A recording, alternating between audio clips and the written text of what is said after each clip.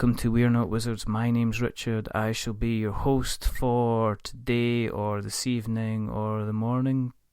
Depends when you're listening, really. It's your podcast. You decide.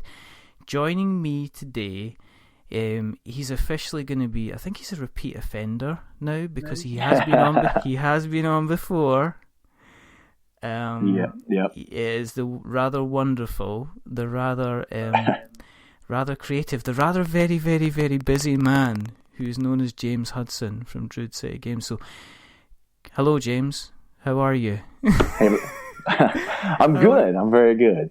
Thanks for having me. So, you allowed me to come back again. So I don't know if that's a benefit to me or a benefit to your listeners. I'm not really sure. I think it's a bit of benefit to both because I think, I was kind of looking down the list and was like saying, well, who have we had back on all the time? Well, John Gilmore's been back on, Jamie Stegmeyer's been back on, Ado's been back on again. So, I mean, it would have been absolutely rude if we didn't have you back, because then it would have been the case that I would have met you in the corridor at work and you would have kind of like looked away from me. Right. Totally stiffing me by not asking me back on the podcast. But the reason, I mean, we're doing what we did last time, which was last time when we had you on to talk about the Grim Forest. It was after the campaign had finished and there was a little bit of a gap. And here we are again, Guardian's Call. It's kind of been put to bed in the Kickstarter campaign sense of the word, but obviously you are now going to be working like a swan, looking like you're gliding across the water, but those legs underneath are going to be paddling. They're going to be paddling like crazy. Let's talk about the campaign. Sure. It was steady, and it funded. What was your thoughts on it? Because you and Edo, what were you thinking? I'm just going to ask this. Did you get together and go, I'm sick of these 30-day Kickstarter campaigns. Let's do something a bit different. Let's stretch out there. Let's see what happens. How about you? Did you do 15 days? Was this a bet? 10. Like we did 10 days. 10 days. Yeah. So the idea there was, with Guardians, it didn't have the content of like Grim Forest. And so Grim Forest, we still had more stretch goals that we had dreamed up we could have put in if the campaign would have kept going. But it hit a nice spot where it needed to land. Whereas Guardians, I had a very limited set of stretch goals. And so one of the things backers don't like is if you run out of stretch goals, you just lose a lot of momentum. And so it didn't really make sense to have a 30-day campaign when you only have, say, 3 to 5 real stretch goals. Yeah. The other part is, it is a soul-sucking, barren wasteland when you run a Kickstarter campaign. Yeah. You are on your phone or computer 24 hours a day. It drains you completely. So it was very enticing to think, could we shorten up the campaign and fit it in a nice tight window? The other part of that is, the faster we get it funded and the faster we can work on it and make it. So if you cut 2 weeks off of it, that's 2 weeks I get to go to work faster. So there was a lot of really good reasons to go with a short campaign. Now, with that said, and hindsight being 2020, I don't think we'll ever do a 10-day campaign ever again. So, why is that? I mean, was what I would technically call, was it a bit kind of what we would call squeaky bum time? Because you funded, but you funded very, very close to kind of like the actual deadline. Was that a bit of was that adding a little bit of kind of anxiety? Were you comfortably kind of confident you're definitely going to kind of fund, or was there a point you were like going, oh, this is this is getting exciting, but not maybe. No. It definitely didn't. It didn't respond the way that I anticipated the game to. But I think that was more of the game type. So one of the things I learned was that Kickstarter backers really aren't into bluffing games, just like they're not really into dexterity games or party games. They want meaty, dungeon crawling, strategic Euro type games. That's the main crowd that's there. Yeah. So I think that had more to do with it than anything. The other piece there is, we were on pace. It seemed like the whole time, but I did really expect more out of the gate. And I heard from backers that they wanted to see Grim Forest delivered before we launched another product. And this is something I would love to talk about, because Yeah. Honestly, it doesn't make sense. And this isn't just because I have skin in the game, but think about it. Like, Pizza Hut doesn't wait to make another pizza until the previous pizza is delivered. No. They can make multiple pizzas at the same time. Now, I do understand where backers are coming from in the fact that if people, like a lot of Kickstarter creators, it's a side job for them, right? They have their real job during the day and they moonlight and make games at night. And so I could see where that would be the deal. I have 4 people on staff now, and we make games full time. And I currently have anywhere from 8 to 12 board game projects in various stages of development currently. So it would, if I waited until I delivered a game to launch another game, I would only make maybe 2 games a year. And you can't really, unless you're, making Settler of Catan or Ticket to Ride, you can't really sustain a company off of that. And it doesn't affect the quality of a product. Like, if we're making more than one thing, actually, I think it actually makes it better because I learned so much from all the different products. It bleeds over into the other projects. Yeah. I mean, if you look at, say, Brad Talton at Level 99, I mean, they seem to be putting out campaigns on a very, very regular basis. But they've got it into the momentum place where they know exactly where they are in the campaign at any time, and they know exactly where they are with the production. They're able to keep kind of 7 or 8 balls in the air at once, kind of juggling away, so they're kind of working on that. I don't know. I think, do you know what the strange thing about Kickstarter is? I think there's some people that a little bit of entitlement has maybe crept in some cases, and people are forgetting what the point of Kickstarter was in the first place. And the other side of it is, as well as, you funded. That's the point. Sure. That's right. That is the main, that you funded. The whole thing was, here's my campaign, I'm going to run it over 10 days, and at the end of it, the game will be produced if we go ahead and fund. And I think sometimes in Kickstarter, there's almost like a thing of, if the game isn't funded within the 3rd or 4th day, people are starting to kind of worry about it. And I was like, when did we get to that? You're right. When did we get to that point? It's like a pleasant surprise. It's like I spoke to Richard Keane recently about Dinogenics, and his first game, it kind of stalled in the first time he ran it, it kind of stalled. And people were going, well, this isn't, well, that's it. It's not going to come back. He releases it like four weeks later, and it funds within the first kind of 12 or 16 hours, and now it's sitting at double funding. And he's like, I've fundamentally not changed the game. What's going to happen? And now it's seen as a storming success because it kind of funded within the first kind of 24 hours itself. Yeah. Richard. It's one of those things that. You really, I've got this experience from, say, you have a Barnyard Roundup, which was our first game. Yeah. And you have Grim Forest, our second game, and Guardians Call, our third game. And it really comes down to, you have to make something the people want. If you don't make a product and a game that people can genuinely be excited about, if you don't bring something new to the table, mechanic-wise, theme-wise, whatever, people don't get excited about it. And if they aren't excited, they're not going to come off their wallet because this is a luxury hobby that we're in, right? Oh, yeah. If you, I want to spend my time doing something I enjoy and I'm really into. That's one of the reasons why I put so much effort into our art is I don't like playing ugly games. Some of these, like La Granja, that's a great game, but it's ugly as hell, and I don't want to play it just because it's ugly. Exactly. There's so many other strategic games I could play that aren't ugly. So I just choose not to play that particular game. People bring it out, I snarl my lip. Not because of the gameplay, I just think it's ugly. Yeah. So it's one of those things where that's on us as creators. And that's where I feel like I failed a little bit in presenting Guardians to the right people. I think a lot of people, they say the things like, I get this in playtesting a lot. I don't like bluffing games. No thanks. As soon as they hear the word bluffing. And then I'm like, hey, it takes 2 minutes to let me show you how to play the game. Just try one round. I need some feedback. If you still hate it, that's fine. Just tell me. And everybody who tried Guardians Call said, well, that's not like any other bluffing game I've ever played. Oh, it's kind of like Sheriff of Nottingham, except way more strategic and way more thinky. I actually liked it.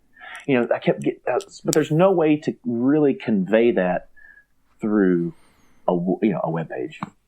Well, it's a different set of rules, isn't it? I mean, if I am saying to somebody, well, what is it you're doing? Well, it is like a dungeon crawler game. What do? Well, I got this amount of movement points, I've got this amount of attack points, I roll a couple of dice, I play this card, and this is what it does. So people will look at it, they can look at the facts and say, right, okay, I can try and make a decision on that. Bluffing games, now I've played John Gilmore's Vault Wars. That's a bluffing game. Love it. That's a lovely, I really, really, really love that game. They did Tricks and Heroes, another bluffing game. Really, really, really, really good fun game. But it's really difficult because if you look at the rules for both those games, it's kind of like, I can see where you're coming from, because it is kind of like, it's almost like you have to have the people there. The people will even add on whatever more than what the mechanics and everything like that can bring. So I think there's almost a case of people will look at that and say, I need to look at the people that I'm going to be playing with, if that's going to kind of work as well, which is, I guess it's a difficult thing to do. It is. A lot of people, I think, know their gaming group really well. And, if you know that your gaming group isn't going to enjoy a certain type of game, then you probably don't buy it and bring it to your gaming group, because if you don't have anybody to play it with, it's useless. So I totally get it. And we knew going into Guardian's Call that it was no Grim Forest in type of numbers. Like, I had people saying, well, do you think this one's going to do better than Grim? And I'm like, absolutely not. Like, no, not at all. I did expect it to do a little better than what it did. I expected to hit our miniature stretch goal. And we had one more set of stretch goals down the road that we had dreamed up. But it turns out like it might be that I might still be partnering with other people, and we might be able to pull some of that content in the future, in expansions and things like that, if people get out. Because I really think once this hits and people start playing it, they're going to really have a lot of fun with it. And sometimes we just need games that are fun. I can do math brain burners, and I can have big epic-y campaign, ongoing dungeon crawls. But sometimes I just need something quick and easy and 40 minutes that I can sit down and play with my group and get a chuckle.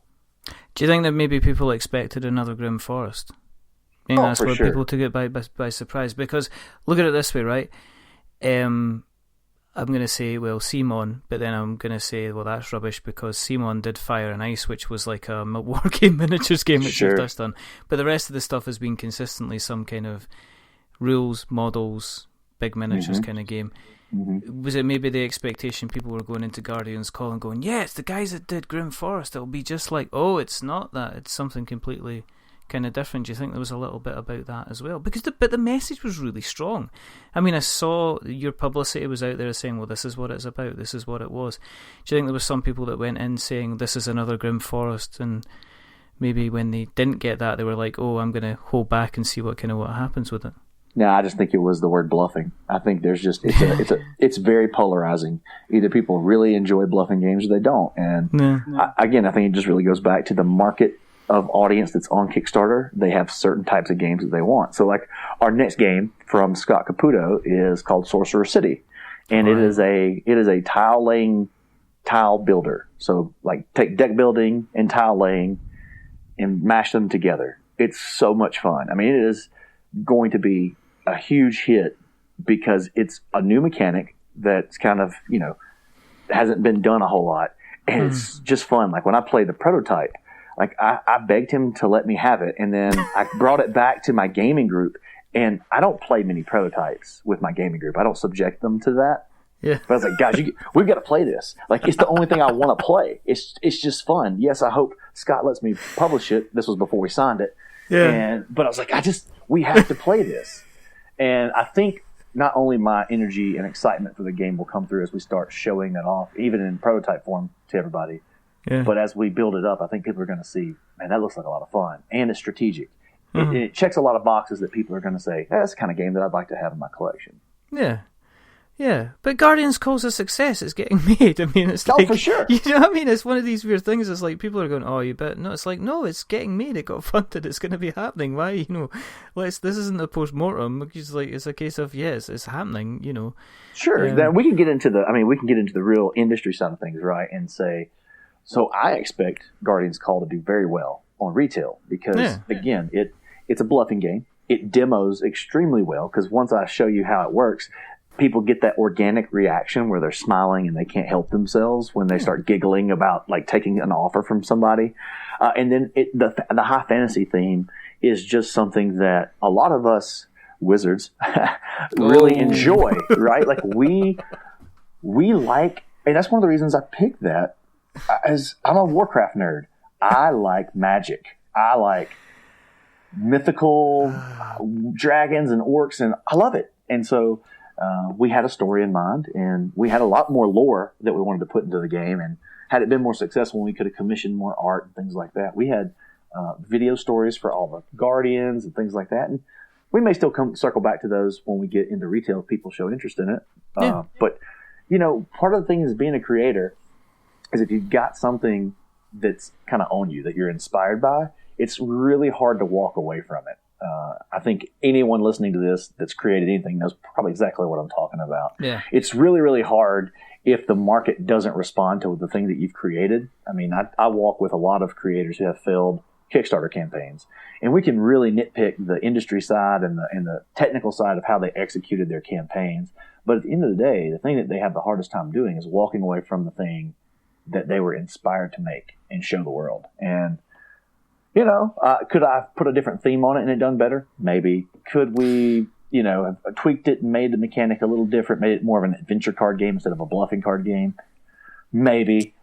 But at the end of the day, like you said, it's a bluffing game. It's a lot of fun. It looks damn good. And when people get it, I think they're going to be really, really pleased with the game that they got.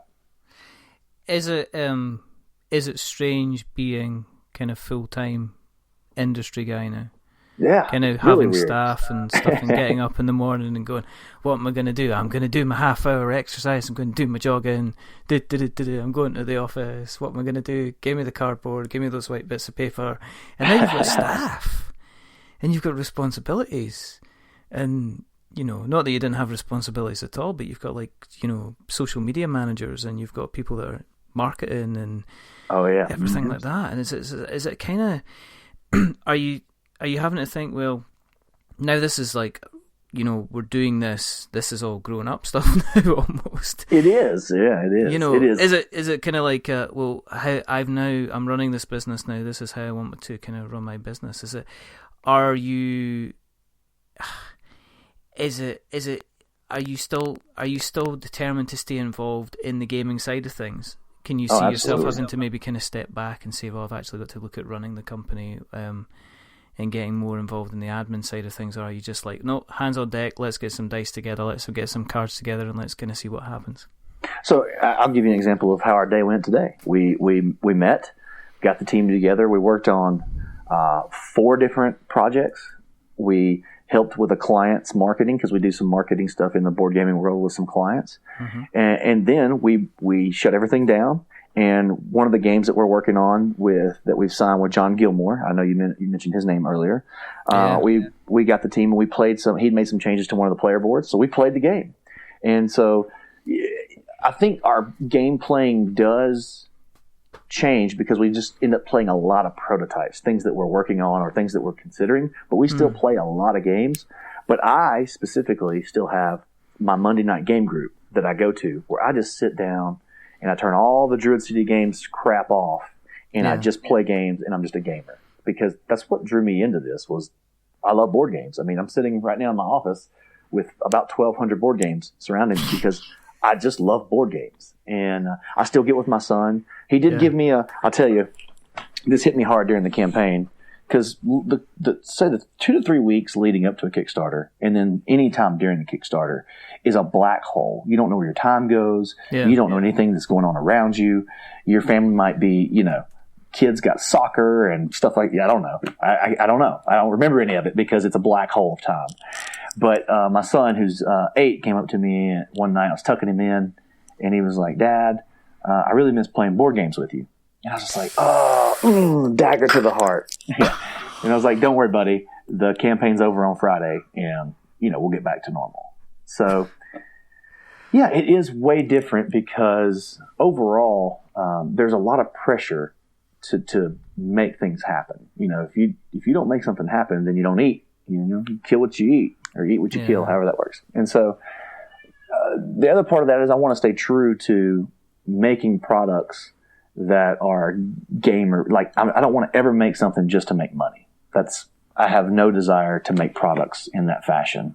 Yeah. And so that's, again, I think that Guardian's Call proves that, right? Like, I had a thing. I could have made changes to it or done things that I know would have, air quoting right now, you guys can't see it, but made it more marketable and more sellable. We could do closed captions on that bit. James is air quoting. But, I wanted to make the thing that I wanted to make. And I knew it wasn't going to be as big a seller as a Grim Forest, but I didn't care. And there's a section of the market that's going to love it, and there'll be a section of retail buyers that get a hold of it and love it too. Yeah, but then on the other side of it, if you said, right, we're going to do, Druid say he's going to do a miniatures game, some people would be going, oh, I thought you were doing different stuff and innovative stuff. I didn't realize you were going to be like a, CMON kind of light, doing something just to, as you said, just to kind of make the money and get the kind of the people in. But you've expanded kind of Druid say it's not just the full-time stuff. I mean, Board Game Spotlight has gone from being something that kind of got started, I think it was earlier this year, but earlier than that, to becoming kind of like a mainstay. It's become the Care Bear board game place. Yeah, we're the Care Bears over there on the Board Game Spotlight. Yeah, it's I try to be as positive as I can all the time, because our world is we're overly bombarded with negativity. Oh yeah. And, our hobby is something that we use to really kind of escape the troubles of our day, our workload, our troubles with our relationships, whatever those things are, and just play board games, right? And so when I see groups that just have constant nyan and whining and negativity and trolling, I just was like, no, I want a group where we just talk about positive things. And it's really hard for some people, because the only way they know how to communicate is negatively. And we just tell those people that it's either play nice, the golden rule, you either say something nice or don't say something at all. So Yep. But it's Thumper's mother. That's exactly right. No, it's Thumper's. No, it wasn't. It was Thumper's dad that said that, I think. Okay, yeah. I need to double check that. But yeah, I haven't seen that in a while. I need to see that again. I think I've got it on Blu-ray somewhere, and it's such a classic film. But no, there's because you're the Board Game Spotlight. You're working with it. Is it Derek Funkhauser? Derek Funkhauser. He is our community manager. Helps me with the promotion, because we have promotions that we do through the group. So another thing that I know is a highly sensitive subject, but we can probably touch on it and my insider riot, and then we can come back and talk about it again. But it's paid promotions. It takes a lot of time to play someone's prototype. Yes. To play it, to tape it, to edit that tape. I'm showing my age. That video. I'm showing my age by understanding what you're talking about. For the millennials on here, it used to be in plastic encasing and tape actually rolled on wheels. Crazy. Derek does a written review, which he has to play and do, and then we send people to Jimmy, Board Game Closet, and he does a podcast interview with them, and then we do live plays during the week. That's like 25 hours worth of work. And so, but it's also a thing, I want to provide this to people who are trying to launch their Kickstarter. Like, I think a lot of people look at it as this like greedy, you're just trying to make money thing. Here's the thing. We're providing a service that is reliable to Kickstarter creators, and that is really hard. With Barnyard, I sent out over 30 prototypes. Yeah. I had 12 that went into an abyss. I never heard from the people I sent them to. Mm-hmm. They didn't respond to my emails. My carrier pigeons, nothing. And so that was just 12 prototypes that I completely lost. So on the flip side is creators are able to pay for a service, know that they're going to get the assets that they need for their campaign. Because let's face it, if you don't have marketing, promotion, and reviews for your game, people aren't going to back your project. And I'm air quoting reviews. We preview the games. Okay, people, calm down. We're previewing it. We're showing you how it works, and you can decide. Like, I don't go to Rahdo or anybody's channel and hear them say, I love this game, you have to have it. I always watch what the game is. Well, what is it? Yeah. You know, does it look like something I'm going to want? Because games they're subjective. Like I screenshotted something today. This is gratuitous. We're just going. So there was a post in BGG that said, "What do you guys think about Bloody End? Fun or just okay? I found a $20 copy. Should I buy it or pass on it?" So there's a bajillion comments because it's the BGG Facebook page, right? Yeah. But there's a comment on top of each other. One and two comments, right? The first guy says, "I was super bored by it." The second guy says, "Great game."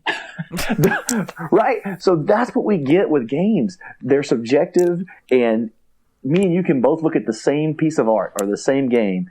You can love it, I can hate it. Yeah, so I can't take anybody's opinion, their subjective opinion on a game. I have to look at it for myself. And that's what we're trying to do. We're trying to preview and show you as quickly and concisely as we possibly can with those promotions. Hey, here's the game. Here's what's in it. Here's how it plays. Here's a few things that stuck out to us. I let Derek go a little bit deeper into it. I let him do a little bit of pros and cons on his written review, just because he's putting more of a critical eye to it. Whereas my video is just like, hey, here's what it looks like. Here's how you play it. And is this going to be something you're going to be expanding? I mean, because obviously the games are one thing, but are you noticing? I mean, this is obviously a gap in the market that you've noticed already. I mean, are there other things you're going to be rolling out? Is Druid City going to become more than just the cardboard that you put on the table? Is it going to be kind of more services and stuff like that as well? I don't really know, Richard. It's one of those things where you're right. There is this gap in the market to be able to produce services for Kickstarter creators, and I think there's more room. But I really think the industry's got to grow overall. There needs to be more. There's so many things that happen, like, say, the video game industry, that we don't have in this industry, but it's just because the money's not there. The dollars aren't there. Marketing budgets for companies aren't there to really roll out a huge cinematic trailer. I tell you who's done a great job. TMG with Downfall did a fantastic job with their trailer for that Kickstarter. And then I saw some people that were upset about it because, you didn't tell me nothing about the damn game. All I saw was the theme. Like they're just trying to get you excited about their project, man. Calm down. Yeah. So, I think as the industry grows, there's going to be more opportunities for more cool stuff surrounding our games. And I think the convention growth that we are seeing, not only at Gen Con and Essen, but all the smaller ones that seem to be every other week, we have a good game convention that we should consider, especially as a company. Yeah. I think our industry is growing by leaps and bounds, and I'm really looking forward to it. So to directly answer your question, I'm not sure. I don't have anything on paper yet, but I'm always keeping my eye open for ways that our talents. It's a thing. Take your talents. I tell this to everybody who's trying to get their. I'm really good at air quoting today. Air quoting. Get their foot in the door in the industry. Like, take what your talents are and see where there's a gap in the market and go fill that gap. So what I did 2 years ago was I saw that there was a lack of.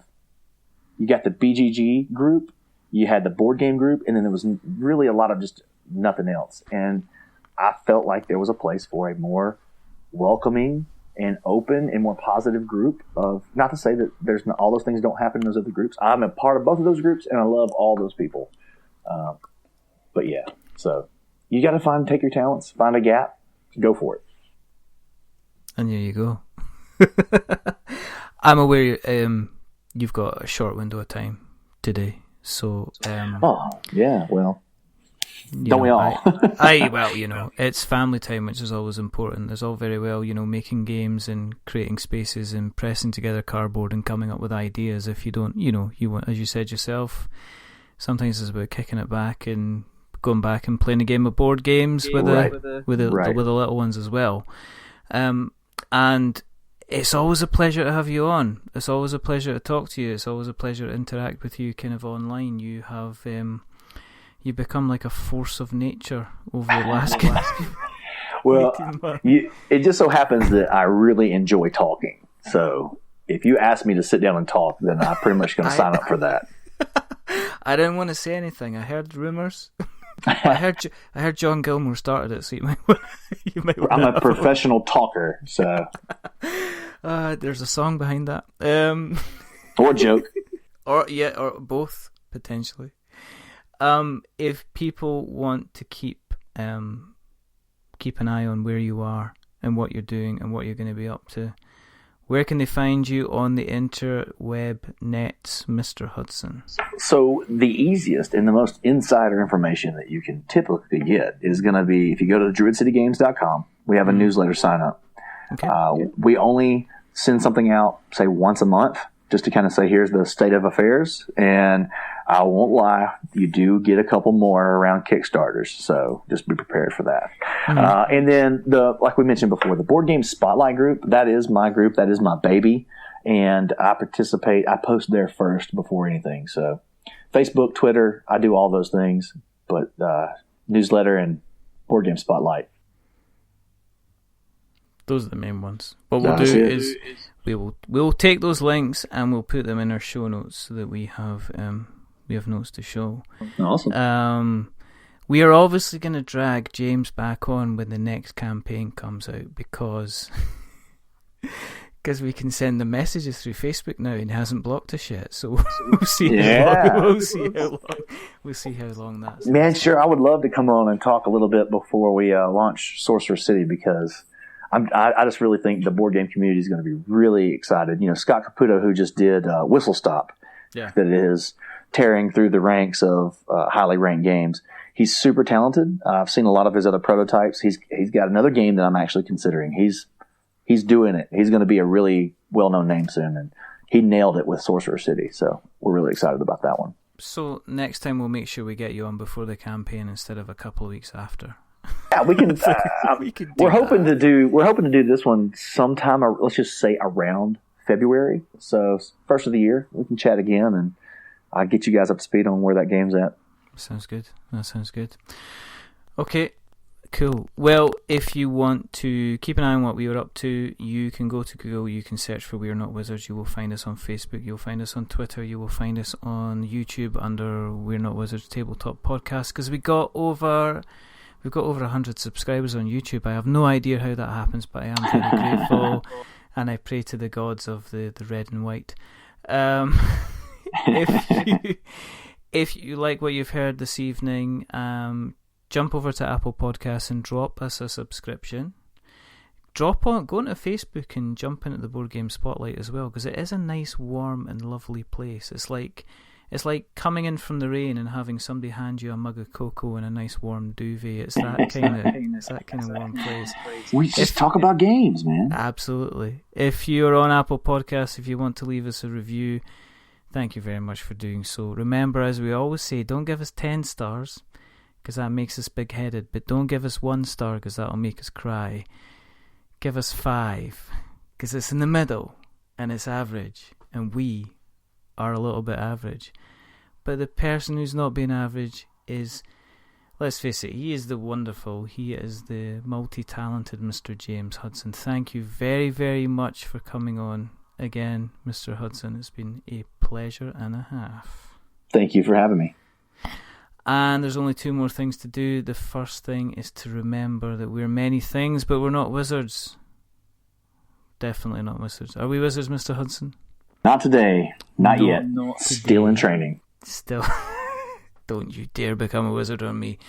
And the second thing is to say goodbye.